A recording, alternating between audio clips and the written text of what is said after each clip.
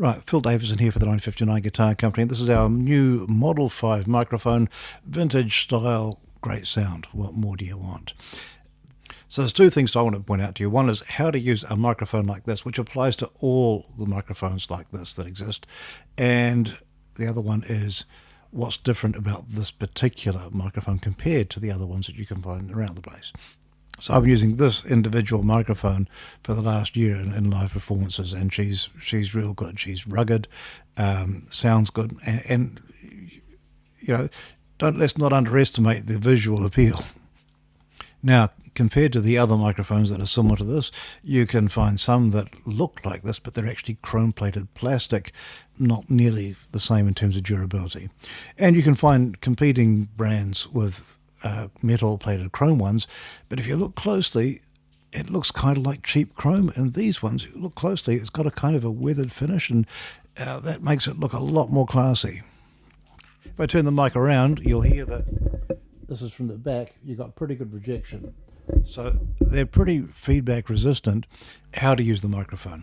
At this distance, you get a nice natural sound, plenty of bottom end, great for male vocals, great for female vocals. It's quite a natural sounding microphone. I find these microphones to be more of a musical instrument than some others. So for example, if you've got a 58, you've got a Shure 58, it's a really good, reliable microphone that will do its best for you under any circumstances. One of these, you have to use it with a little bit more care. So you work your distances more. So this is the good distance. This is the natural sounding distance. And as I come closer, you'll hear that I get a little bit more of a intimate feel, a bit more of a bass boost, a bit more proximity effect. And that can be really useful in some situations. But what you have to be careful of is that you're singing across the microphone, across here, right? Not straight in. If I go straight in, even at this distance, there's a chance of plosives, but when I get close, you really get loud plosives like this. Peter Piper picked a peck of purple peppers, and that's not very good. And on a PA, it sounds really bad. So across the microphone gives you the intimacy without the big bad P's and B's. Because of that, when you're working the microphone, it seems to have a more musical sensibility to me than a conventional mic like a 58. So I really like these microphones. I think these are a good singer's microphone.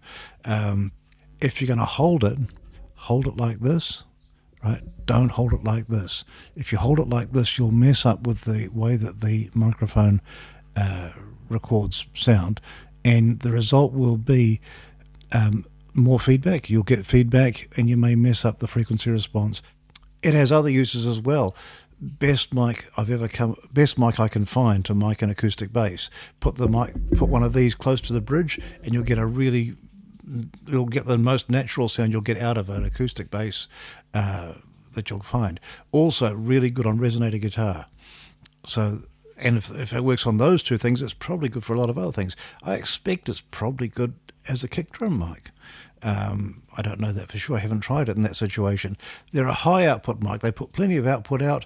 They don't distort. They're a dynamic microphone. You don't need a battery. So there you have it, 1959 Model 5, classic looks, great sound.